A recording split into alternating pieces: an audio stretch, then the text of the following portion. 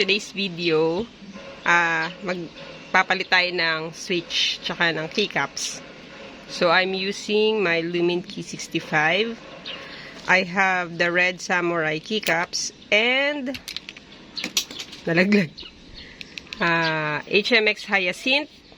Sound check muna tayo bago palitan. Pag hard press.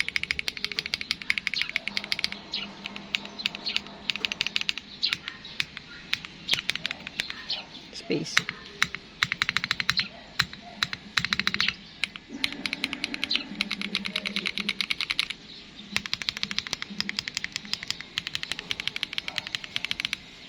Okay. So, papalitan natin ng Cherry MX Blacks at saka XMI PBT. Babalik ko yung dati niyang keycaps.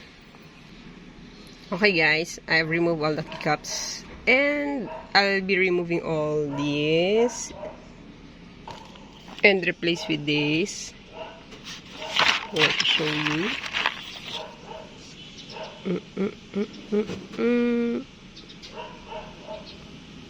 Cherry. Okay, so initially, pinapalitan ko yung mga switch na iba yung orientation than the rest. So, itong Lumen Key is south facing siya. Pero anyway, wala naman siyang wala siyang RGB. So, pero yung orientation niya, ayun, south facing siya.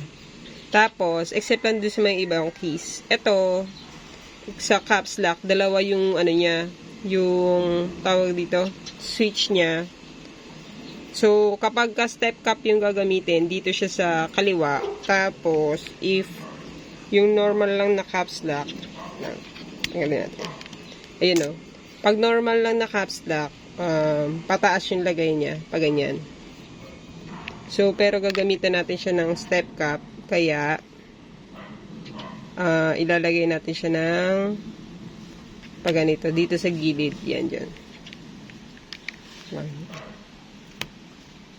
Yan. So, aside doon, ito, kakaiba din yung orientation niya. Ito yung sa enter kasi siya, tawag doon. ISO ba yun? Or ANSI na layout. Pag ANSI layout, iba yung paglagay mo sa kanya. Tapos, ito din. So, iba kakaiba orientation niya. Pero the rest is pababa. So, okay. Pause muna natin. Okay. I'm done removing all the switches. Nilagyan ko lang ng konting blocks para hindi gumalaw yung board. Pause ko ulit para lagyan na natin lahat ng switch. Okay guys, tapos na ako maglagay. May sobrang 3. Ay, 4 pala. 66. 70 pieces minus 4. 66. Ito na siya. Lagyan na natin yung keycaps. Okay guys, I'm done. Hindi ko muna to kinakabit. Kasi nandun yung on-off niya doon. So, for the sake of this video, compare natin yung sound check nitong dalawa.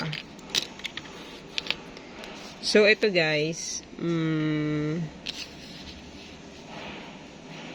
Cherry Blacks. Ay, hindi yata kita yung switch. Ayun, tapos, XMI PBT. Tapos ito, niretain ko yung Hyacinth. Tsaka yung Samurai. So, ganito yung likod ng XMI. Patay dito.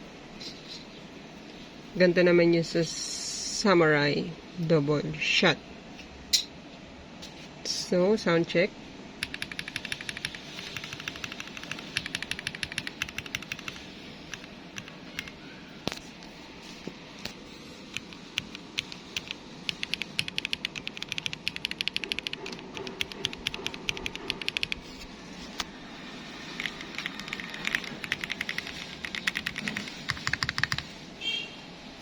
Okay, yun lang guys. Thanks for watching.